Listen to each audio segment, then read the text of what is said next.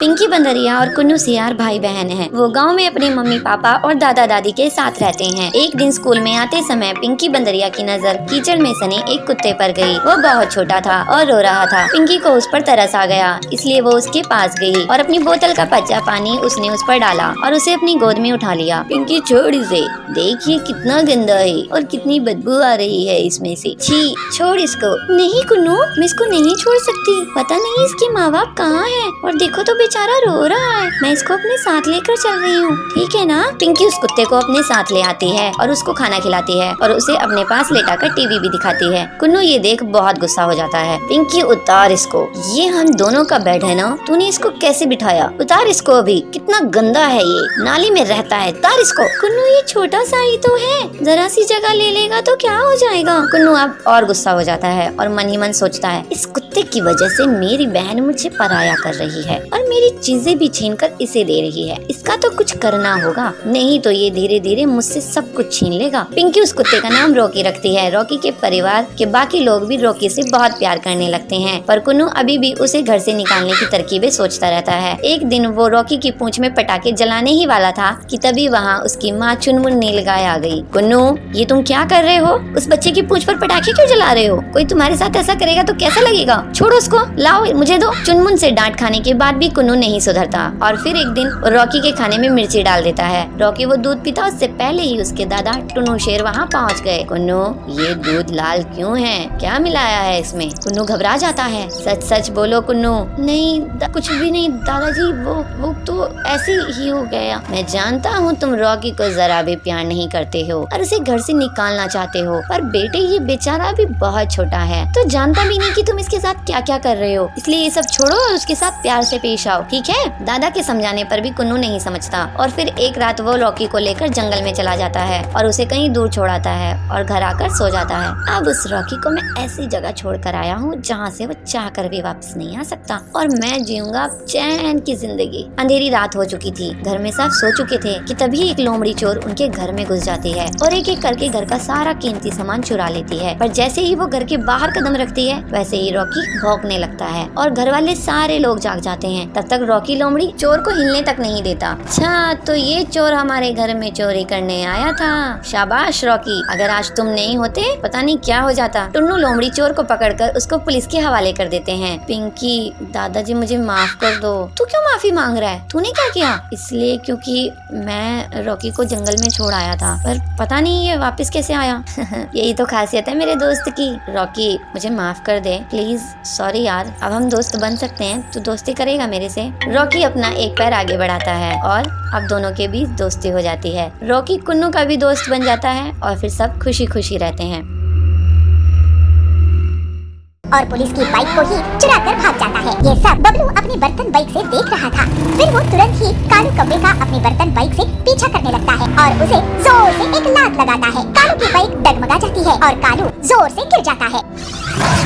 बिलासपुर में बबलू नाम का कबूतर रहता था। वो किसी भी चीज से कोई भी सामान बनाने की हुनर रखता था, जैसे प्लास्टिक की बोतल से नाव बनाना, कार्डबोर्ड से सजावटी सामान बनाना वगैरह। ये बात उसकी माँ पीलू को पसंद नहीं थी। बेटा बबलू, तू हमेशा कुछ न कुछ करता ही रहता है, लेकिन काम की एक भी चीज नहीं करता। आखिर कब सुधरेगा तू? तेरी शादी भी तो करवानी है। माँ, मैं काम करके जितना पैसा कमाता हूँ उतने में घर का खर्चा तो चल जाता है ना। तुम मुझे ताना कब बंद करोगी? घर खर्च का जितना पैसा आता है उतना तो तू घर के सामान से फालतू की चीजें बनाने में लगा देता है। घर की पूरी बोतल्स, घर की अलमारी की लकड़ी सब बेकार गई। मैं इतनी मेहनत मजदूरी करके घर चला रही हूँ और एक तू है कि सारा सामान कबाड़ा कर देता है। माँ, मुझे कुछ दिन और दो, तुम जरूर एक दिन मुझ पे गर्व करोगी। भगवान करे वो दिन जल्दी आए, नहीं तो तू तो हमारा घोंसला ही बिकवा देगा। इस तरह से कुछ दिन और बीत जाते हैं। एक बार बबलू के घर में बर्तन दिखाई नहीं दे रहे थे तो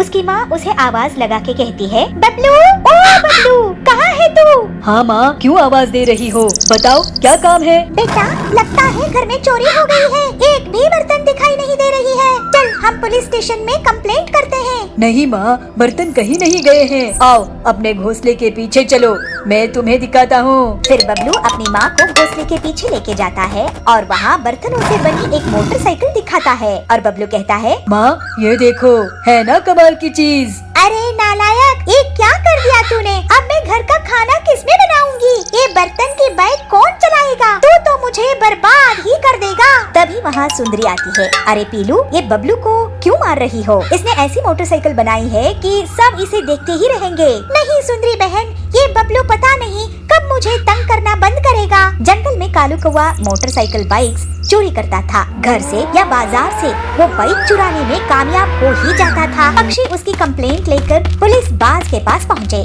इंस्पेक्टर बाज जी, हमारी बाइक रोज चोरी हो रहे हैं, आप कुछ कीजिए ना। औजार तो मेरे 5 साल में बेटे की बाइक भी चुरा के ले गया। मैं तो लुट गया इंस्पेक्टर भाईजान। लगता है ये काम कालू कौवे का है। एक बार हाथ लग जाए तो मैं उसे बड़ी जेल में डलवा दूंगा। लेकिन उसके लिए आपको कितना टाइम लगेगा इंस्पेक्टर साहब? इतने दिनों में तो वो सारे जंगल की बाइक्स चुरा लेगा और किसी के पास मोटरसाइकिल बाइक्स नहीं बचेंगे। बंटी जी, कालू को जो कोई भी पकड़वाने में पुलिस की मदद करेगा, मैं उसे सरकार से 50,000 का इनाम दिलवाऊंगा। इस तरह से सभी वहाँ से चले जाते हैं। कालू ये सब दूर बैठकर सुन रहा था। ऐसा क्या? मुझ पर इनाम? अब मजा चखाऊंगा इन पुलिस वालों को। मैं इनकी ही बाइक चुरा के भाग जाऊंगा और इन्हें पता भी नहीं चलेगा। थोड़ी देर बाद ही पुलिस स्टेशन में कालू कौवा मच्छर मारने की दवाई से धुआं धुआं कर देता है और पुलिस की बाइक को ही चुरा कर भाग जाता है। पुलिस बाज का सर चकरा रहा था, वो कुछ नहीं कर पाया। ये सब बबलू अपनी बर्तन बाइक से देख रहा था। फिर वो तुरंत ही कालू कौवे का अपनी बर्तन बाइक से पीछा करने लगता है और जल्दी ही बबलू कालू की बाइक के पास पहुंच जाता है और उसे जोर से एक लात लगाता है। कालू की बाइक डगमगा जाती है और कालू जोर से गिर जाता है। बबलू अपनी बर्तन बाइक से कालू को पकड़ने में कामयाब होता है और फिर उसे पुलिस स्टेशन लेके आता है। अरे ये क्या? ये कौन सी नायाब बाइक है जिससे तूने मुझे पकड़ा है? ये मेरी स्पेशल बर्तन बाइक है। ऐसी बाइक तो मैंने पहले कभी नहीं देखा। और अब तुम ऐसी बाइक को क्या कैसी भी बाइक को नहीं देख पाओगे, क्योंकि अब तुम जेल में पड़े रहोगे। फिर अगले दिन पूरे जंगल के सामने बबलू को पुलिस के द्वारा पूरे 50,000 का इनाम दिया जाता है। बबलू की माँ बहुत खुश होती है और कहती है, वाह बबलू, तूने तो मेरा नाम रोशन कर दिया बेटा। पूरे गांव में तेरी बर्तन बाइक अब फेमस हो गई है और तू भी। इस तरह से अब बबलू के अनोखे काम पूरे जंगल में प्रसिद्ध हो गए। उसके पास अब पैसे आने लगे और बबलू अपनी माँ पीलू के साथ हंसी खुशी रहने लगा। मम्मी पापा, हम कहीं जा रहे हैं क्या? मम्मी, हाँ बच्चों, तुम्हारी नानी का कॉल आया था। वो कह रही थी कि बच्चों की स्कूल की छुट्टी पड़ गई है तो उनके पास आ जाओ, इसलिए हम आज ही गांव के लिए निकल रहे हैं। सर्दियों का मौसम चल रहा था। पीहू, हिरन और चुनू बालू की स्कूल की भी छुट्टियां पड़ गई थी। वो दोनों दिन भर खेलते ही रहते थे। उनके साथ उनकी सोसाइटी के बच्चे भी खेलते रहते थे। एक दिन जब वो बाहर से खेलकर घर में आए तो उन्होंने देखा कि उनके मम्मी पापा कपड़ों को बैग में पैक कर रहे हैं। तो इस पर दोनों को उत्सुकता हुई, इसलिए दोनों ने एक साथ पूछा, मम्मी पापा, हम कहीं जा रहे हैं क्या? मम्मी, हाँ बच्चों, तुम्हारी नानी का कॉल आया था। वो कह रही थी कि बच्चों की स्कूल की छुट्टी पड़ गई है तो उनके पास आ जाओ, इसलिए हम आज ही गाँव के लिए निकल रहे हैं। ये सुनते ही दोनों खुशी से झूम उठे। ये हम नानी के पास जाएंगे, बहुत मजा आएगा।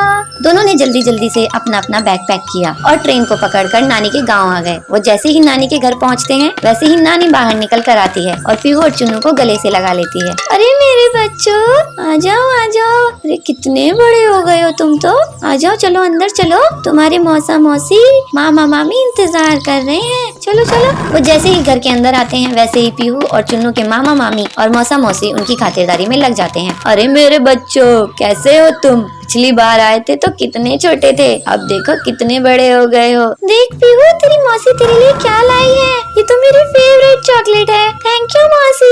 पीहू और चुन्नू को भी बहुत अच्छा लग रहा था। उन्होंने सबको नमस्ते की। कुछ देर बाद वो अपने खेत पर पहुँचते हैं जहाँ खन्ने की फसल लगी हुई थी। मामा जी मुझे गन्ना खाना है, एक गन्ना दो ना। अरे क्यों नहीं मेरी लाडो रानी, रुको मैं अभी तोड़ कर देता हूँ। मामा 2 गन्ने तोड़कर पीहू और चुन्नू को देते हैं। दोनों बड़े ही मजे से गन्ने का लुत्फ उठाते हैं। उसके बाद वो सरसों का खेत भी देखते हैं। मौसी जी ये सरसों के फूल तो बहुत सुंदर है, मैं एक फोटो खिंचा लूं? क्यों नहीं, जरूर आओ मैं तुम्हारी फोटो खींच देती हूँ। मौसी दोनों की फोटो खींचती है। तभी वो देखते हैं कि पास ही के खेत में कुछ गायें और भैंसे घास चर रही हैं। ये नजारा उन्हें और लुभाता है और वो आगे बढ़कर उन्हें चारा देते हैं। खेत को घूमने के बाद वो दोनों घर आ जाते हैं। रात भी हो जाती है, ठंड अब और बढ़ने लगती है। नाना जी यहाँ पर बहुत ठंड है, मुंबई में तो इतनी ठंड नहीं पड़ती, कुछ करो ना।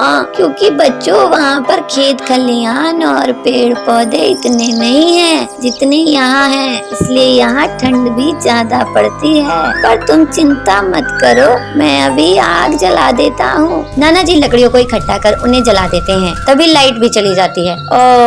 अब लाइट भी चली गई नानी जी, पूरे घर में तो अंधेरा छा गया है, अब क्या करेंगे? मैं अभी लालटेन जला देती हूँ। नानी लालटेन जलाकर ले आती है। उसके बाद पीहू और चुन्नू का सोने का समय आ जाता है, पर वो अपने मम्मी पापा के पास ना सोकर नाना नानी के पास सोते हैं। नानी जी कहानी सुनाओ ना, मुझे ना आपकी कहानी सुननी है। वो जो हम पिछली बार आए थे तब आपने एक कहानी सुनाई थी ना, वो मुझे बहुत अच्छी लगी थी। प्लीज वही वाली कहानी सुनाओ ना। कौन सी वाली बेटी, मुझे याद नहीं है, तुम बताओ तो मैं सुना दूं। वही नानी, वही वो कौवे वाली, वो प्यासे कौवे वाली जो आपने सुनाई थी। ओहो वो वाली कहानी सुननी है तुम्हें? अजी तुम ही सुना दो ना इन्हें। अरे तुम ही सुना दो भाग्यवान। नानी कहानी सुनाना शुरू करती है। दोनों नाना नानी के बीच लेटे हुए थे और कहानी का लुत्फ उठा रहे थे। कहानी सुनते सुनते दोनों गहरी नींद में चले जाते हैं और सो जाते हैं। थोड़ी देर में निधि जन्मदिन का केक काटती है। सभी वह केक खाते हैं। चिंटू खरगोश भी वह केक खाता है। पार्टी खत्म होने के बाद निधि बंदरिया सभी को चॉकलेट देती है। निधि बंदरिया का जन्मदिन आने वाला है और निधि बंदरिया के पापा रॉकी भालू काम से आ गए हैं। निधि की माँ शारदा लोमड़ी रसोई में खाना बना रही है। आज निधि बहुत ज्यादा खुश है, उसकी खुशी का कोई ठिकाना नहीं है। बेटी निधि कल तुम्हारा जन्मदिन है, तो बताओ बेटा तुम क्या खाना चाहती हो? तुम्हारे जन्मदिन पर मैं शारा तुम्हारा मनपसंद का खाना बनाना चाहती हूँ। मम्मी आपका जो भी मन हो आप अपनी मर्जी से बना लो, मैं तो कुछ भी खा लूंगी। मम्मी आपने मेरे जन्मदिन के लिए इतनी बड़ी पार्टी प्लान की, मेरे लिए यही काफी है। मम्मी बस आप मुझे आपसे कुछ नहीं चाहिए। देखा ना शारदा, हमारी बच्ची अब बड़ी हो गई है, हमारी कितनी फिक्र करती है। अच्छा निधि बेटा बताओ तुम्हें अपने इस जन्मदिन पर क्या गिफ्ट चाहिए, हम तुम्हें वही ला कर देंगे। पापा मम्मी आप मुझे खुशी खुशी जो भी देंगे मुझे वो बहुत अच्छा लगेगा। आप मेरे गिफ्ट के लिए इतना परेशान मत होइए, मैं तो बस चाहती हूँ कि आप मेरे जन्मदिन पर आकर बहुत मस्ती करें। और हाँ पापा मैं चाहती हूँ कि हमारे घर में जो मोना आंटी काम करती है कल वह भी मेरे जन्मदिन पर शामिल हो और वह भी मेरे जन्मदिन पर बहुत मजे करे। ठीक है निधि, जैसे तुम चाहती हो वैसा ही होगा। मैं अभी तुम्हारी मम्मी से कहता हूँ, वह जाकर मोना से कल जन्मदिन के पार्टी में आने के लिए कह देगी। सुनो शारदा, तुम मोनी लोमड़ी से कह देना वह अपनी बेटी के साथ कल निधि की जन्मदिन पार्टी में आ जाए। ठीक है जी मैं उसे कह दूंगी। मोना लोमड़ी के आते ही शारदा उसे जन्मदिन के लिए इनवाइट कर देती है। मोना लोमड़ी खुशी खुशी अपने घर जाकर अपने बेटे चिंटू खरगोश से कहती है, अरे चिंटू बेटा कल निधि का जन्मदिन है और कल तुम्हें मेरे साथ जाना है, उन्होंने अपनी पार्टी में हमें बुलाया है। अगले दिन चिंटू निधि की पार्टी में जाता है। थोड़ी देर में निधि जन्मदिन का केक काटती है। सभी वह केक खाते हैं। चिंटू खरगोश भी वह केक खाता है। यह केक तो बहुत टेस्टी है, पूरा चॉकलेट से बना है। ऐसा केक तो मैंने पहले कभी नहीं खाया। पार्टी खत्म होने के बाद निधि बंदरिया सभी को चॉकलेट देती है। मेरा तो पेट केक से ही भर गया है, अब ये चॉकलेट मैं कल खाऊंगा, इसे यहीं रख देता हूँ। ऐसा कहकर वह उसे कहीं पर रख देता है। अगले दिन स्कूल से लौटकर उसे याद आता है कि वह चॉकलेट उसने अभी तक खाई नहीं, तो वह उसे उठाकर खाने लगता है। वह बहुत ज्यादा अच्छी लगती है। अरे वाह, ये चॉकलेट तो केक से भी ज्यादा अच्छी है। क्यों ना इसे मैं धीरे धीरे करके खाऊं? एक दिन में खा लूंगा तो कल नहीं खा पाऊंगा।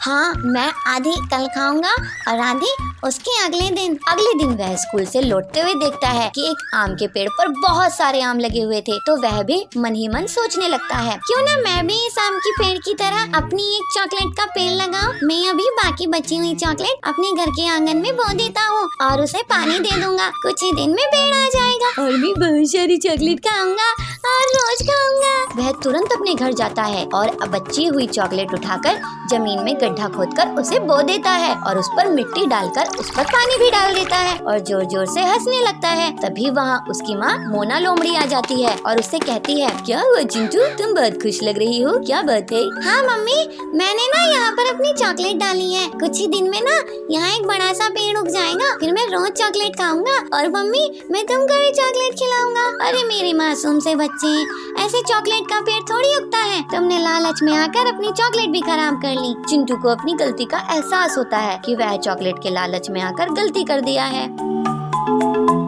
पापा, इस बॉक्स पर भी ऐसा ही ताला लगा है। बेटा, अब मैं तुम्हें बताता हूँ कि इसके अंदर क्या है बच्चों। इसके अंदर मेरे बचपन का खजाना है। क्या कहा पापा, इसके अंदर आपका खजाना है? क्या सच में? अगर ऐसी बात है तो फिर ठीक है।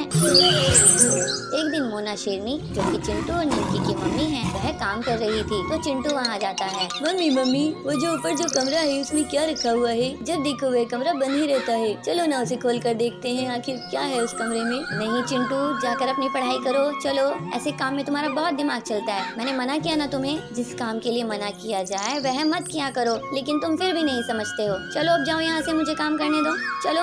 जब भी मैं आपसे उस कमरे के बारे में पूछता हूँ तो आप मुझे ऐसे ही पढ़ाई के नाम पर भगा देते हो। मुझे बता क्यों नहीं देते कि आखिर उसमें क्या रखा हुआ है? चिंटू बंदर अपनी मम्मी से बोल ही रहा था कि तभी वहाँ ननकी लोमड़ी भी आ जाती है। मम्मी, इस डब्बे को खोलो ना, इस पर ताला लगा हुआ है। इसे खोलकर दिखाओ मुझे, इसके अंदर क्या रखा हुआ है। वह कम था क्या जो दूसरी तू आ गई? मैंने तुमसे कितनी बार मना किया है कि ये सब पापा का सामान है, इसे हाथ मत लगाया करो। ये सब पापा के जरूरी हो सकता है, इसलिए अब तुम इन्हें रखो और जाओ अपनी पढ़ाई पर ध्यान दो। मम्मा प्लीज, मुझे बताओ ना इसके अंदर क्या रखा हुआ है। इसे खोलकर तो देखो ना, इसके बाद हम इसको हाथ नहीं लगाएंगे। बोला ना बच्चों, नहीं का मतलब नहीं। चलो जाओ, अब मुझे काम करना है और फिर बाजार भी जाना है। तुम खुद अपने पापा से ही पूछ लेना। चलो अब मुझे काम करने दो। थोड़ी देर में मम्मी बाजार के लिए चली जाती है और चिंटू बंदर और ननकी लोमड़ी मौका पाते ही उस डब्बे को फिर से खोलने में लग जाते हैं, मगर ताला लगा होने की वजह से वह उनसे खुलने वाला नहीं था। वह मायूस होकर अपने पापा रॉकी भालू के पास जाते हैं। पापा, आपने इसके अंदर ऐसा क्या रखा हुआ है जो मम्मी इसे हमें कभी नहीं छूने देती? आप इसे खोलिए ना।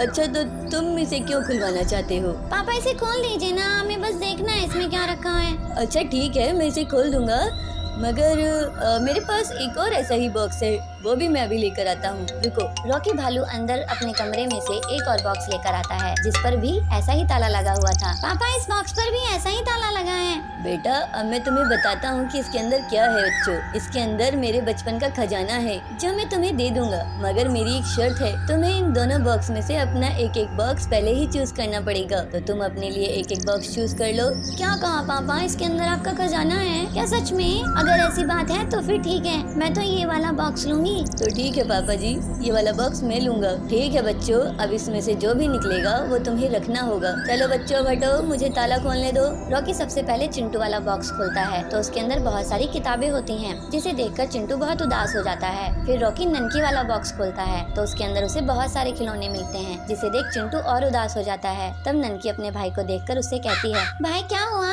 आप उदास क्यों हो रहे हो? आप तो मेरे भाई हो और जो मेरा है वो आपका भी तो है ना, और जो आपका है वो मेरा है, तो ये खिलौने भी तो आपके हुए ना। चिंटू ये सुनकर बहुत खुश होता है। भैया, आज साथ में इन किताबों को हम पढ़ेंगे और इन खिलौने से भी खेलेंगे। हाँ ननकी, हम पापा के खजाने से बहुत मस्ती करेंगे। तुम तो सच में बहुत समझदार हो मेरे बच्चों। मैं यही तो देखना चाहता था कि तुम दोनों अपने अपने खजाने के साथ क्या करोगे, मगर तुमने उन्हें साथ में खेलने के बारे में सोचा। मुझे बहुत अच्छा लगा। अब तुम मेरे खजाने का फायदा उठाओ और जाओ अपने दोस्तों के साथ खेलो और मस्ती करो। दोनों खिलौने लेकर अपने दोस्तों के साथ मस्ती करने के लिए बाहर चले जाते हैं।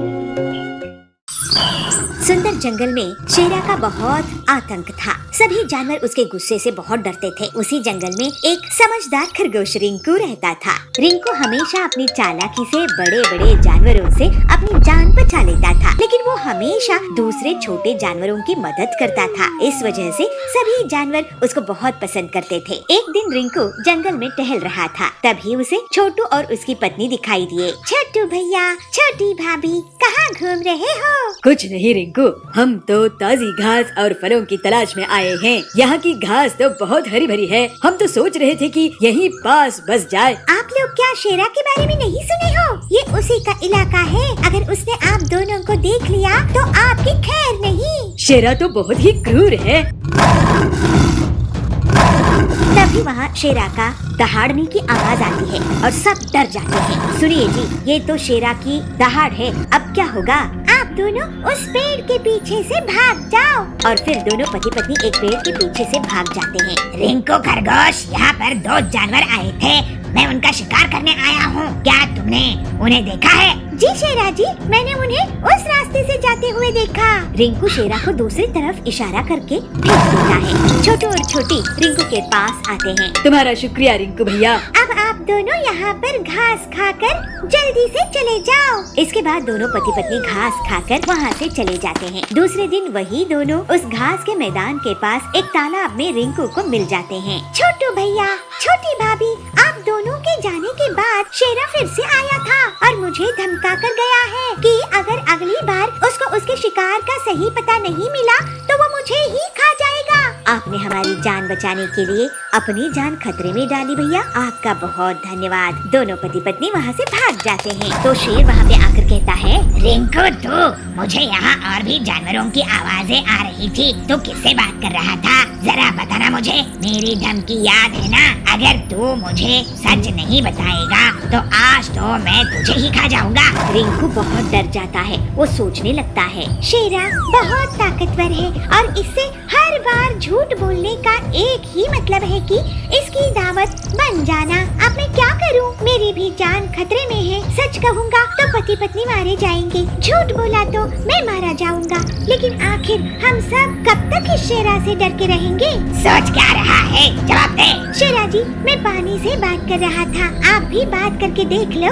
पानी से? पानी में क्या है? आप ही देख लो, उसमें शायद आपको शिकार करने के लिए कोई मिल जाए। शेरा पानी में झांक कर देखता है। मुझे तो कुछ नहीं दिख रहा है। रिंकू इशारों से छोटू और छोटी को बुलाता है। ध्यान से आगे जाकर देखो शेरा जी, आपका शिकार है वहाँ। शेरा जैसे ही थोड़ा और आगे बढ़ता है तभी उसे पीछे से रिंकू और छोटू छोटी धक्का दे देते हैं और उसको तालाब में गिरा देते हैं। मुझे बचाओ, मुझे तैरना नहीं आता है, मुझे बचाओ। शेरा डर के कारण चिल्लाने लगता है। उसकी आवाज सुनकर बहुत से जानवर आते हैं। शेरा, तुम सबको डराते हो, अपनी ताकत का तुम्हें बहुत घमंड है। अगर तुम हम सबको तंग करना छोड़ोगे तभी तुम्हें बचाएंगे। इसको मत बचाओ रिंकू। नहीं छोटू भाई, पूरे जंगल के सामने ये मदद मांगकर साबित कर चुका है कि इसको भी डर लगता है। मैं वादा करता हूँ कि मैं तंग नहीं करूँगा। और फिर सबके सामने रिंकू रस्सी फेंककर शेरा को बचाता है।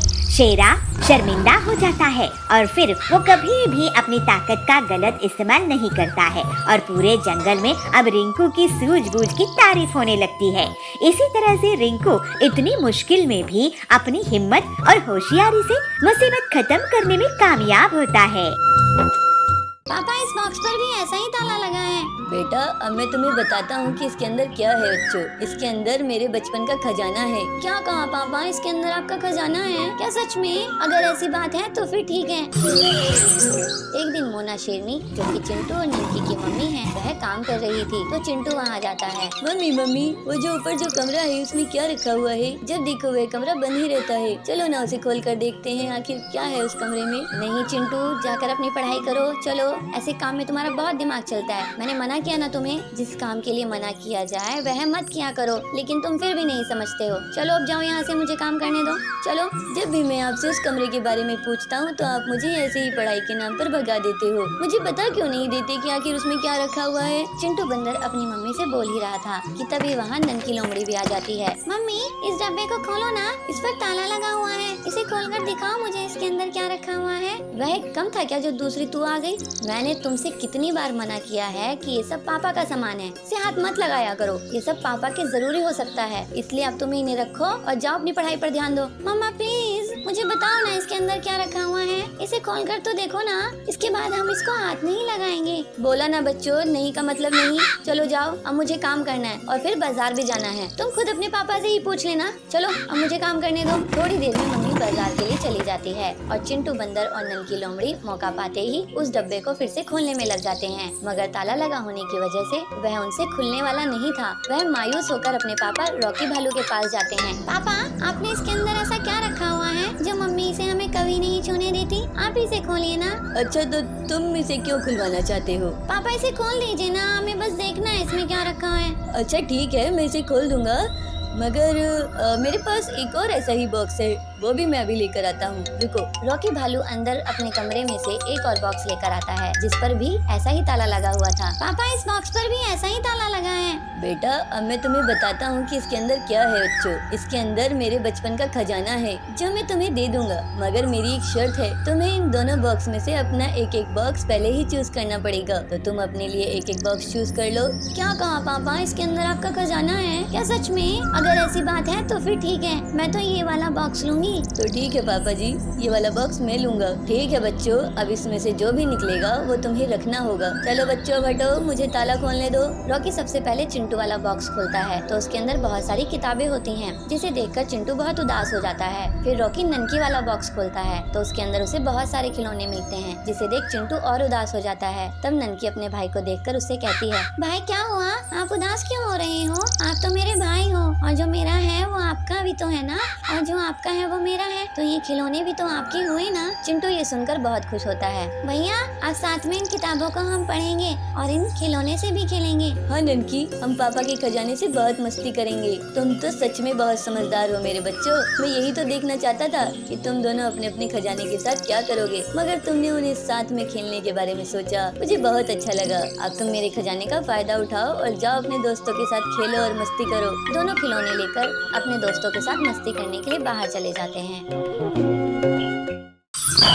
सुंदर जंगल में शेरा का बहुत आतंक था। सभी जानवर उसके गुस्से से बहुत डरते थे। उसी जंगल में एक समझदार खरगोश रिंकू रहता था। रिंकू हमेशा अपनी चालाकी से बड़े बड़े जानवरों से अपनी जान बचा लेता था, लेकिन वो हमेशा दूसरे छोटे जानवरों की मदद करता था। इस वजह से सभी जानवर उसको बहुत पसंद करते थे। एक दिन रिंकू जंगल में टहल रहा था, तभी उसे छोटू और उसकी पत्नी दिखाई दिए। छोटू भैया, छोटी भाभी, कहाँ घूम रहे हो? कुछ नहीं रिंकू, हम तो ताजी घास और फलों की तलाश में आए हैं। यहाँ की घास तो बहुत हरी भरी है, हम तो सोच रहे थे कि यहीं पास बस जाए। आप लोग क्या शेरा के बारे में नहीं सुने हो? ये उसी का इलाका है। अगर उसने आप दोनों को देख लिया तो आपकी खैर नहीं। शेरा तो बहुत ही क्रूर है। तभी वहाँ शेरा का दहाड़ने की आवाज आती है और सब डर जाते हैं। सुनिए जी, ये तो शेरा की दहाड़ है, अब क्या होगा? आप दोनों उस पेड़ के पीछे से भाग जाओ। और फिर दोनों पति पत्नी एक पेड़ के पीछे से भाग जाते हैं। रिंकू खरगोश, यहाँ पर 2 जानवर आए थे, मैं उनका शिकार करने आया हूँ। क्या तुमने उन्हें देखा है? जी शेरा जी, मैंने उन्हें उस रास्ते से जाते हुए देखा। रिंकू शेरा को दूसरी तरफ इशारा करके भेज देता है। छोटू और छोटी रिंकू के पास आते हैं। तुम्हारा शुक्रिया रिंकू भैया। अब आप दोनों यहाँ पर घास खाकर जल्दी से चले जाओ। इसके बाद दोनों पति पत्नी घास खाकर वहाँ से चले जाते हैं। दूसरे दिन वही दोनों उस घास के मैदान के पास एक तालाब में रिंकू को मिल जाते हैं। छोटू भैया, छोटी भाभी, आप दोनों के जाने के बाद शेरा फिर से आया था और मुझे धमका कर गया है कि अगर अगली बार उसको उसके शिकार का सही पता नहीं मिला तो वो मुझे ही खा जाएगा। आपने हमारी जान बचाने के लिए अपनी जान खतरे में डाली भैया, आपका बहुत धन्यवाद। दोनों पति पत्नी वहाँ से भाग जाते हैं। तो शेर वहाँ पे आकर कहता है, रिंकू तू, मुझे यहाँ और भी जानवरों की आवाजें आ रही थी, तू किससे बात कर रहा था? जरा बताना मुझे, मेरी धमकी याद है ना? अगर तू मुझे सच नहीं बताएगा तो आज तो मैं तुझे ही खा जाऊंगा। रिंकू बहुत डर जाता है, वो सोचने लगता है, शेरा बहुत ताकतवर है और इससे हर बार झूठ बोलने का एक ही मतलब है कि इसकी दावत बन जाना। अब मैं क्या करूं? मेरी भी जान खतरे में है। सच कहूंगा तो पति पत्नी मारे जाएंगे, झूठ बोला तो मैं मारा जाऊंगा। लेकिन आखिर हम सब कब तक इस शेरा से डर के रहेंगे? सोच क्या रहा है, जवाब दे। शेरा जी, मैं पानी से बात कर रहा था, आप भी बात करके देख लो। पानी से? पानी में क्या है? आप ही देख लो, उसमें शायद आपको शिकार करने के लिए कोई मिल जाए। शेरा पानी में झांक कर देखता है। मुझे तो कुछ नहीं दिख रहा है। रिंकू इशारों से छोटू और छोटी को बुलाता है। ध्यान से आगे जाकर देखो शेरा जी, आपका शिकार है वहाँ। शेरा जैसे ही थोड़ा और आगे बढ़ता है तभी उसे पीछे से रिंकू और छोटू छोटी धक्का दे देते हैं और उसको तालाब में गिरा देते हैं। मुझे बचाओ, मुझे तैरना नहीं आता है, मुझे बचाओ। शेरा डर के कारण चिल्लाने लगता है। उसकी आवाज सुनकर बहुत से जानवर आते हैं। शेरा, तुम सबको डराते हो, अपनी ताकत का तुम्हें बहुत घमंड है। अगर तुम हम सबको तंग करना छोड़ोगे तभी तुम्हें बचाएंगे। इसको मत बचाओ रिंकू। नहीं छोटू भाई, पूरे जंगल के सामने ये मदद मांगकर साबित कर चुका है कि इसको भी डर लगता है। मैं वादा करता हूँ कि मैं तंग नहीं करूँगा। और फिर सबके सामने रिंकू रस्सी फेंककर शेरा को बचाता है। शेरा शर्मिंदा हो जाता है और फिर वो कभी भी अपनी ताकत का गलत इस्तेमाल नहीं करता है और पूरे जंगल में अब रिंकू की सूझबूझ की तारीफ होने लगती है। इसी तरह से रिंकू इतनी मुश्किल में भी अपनी हिम्मत और होशियारी से मुसीबत खत्म करने में कामयाब होता है।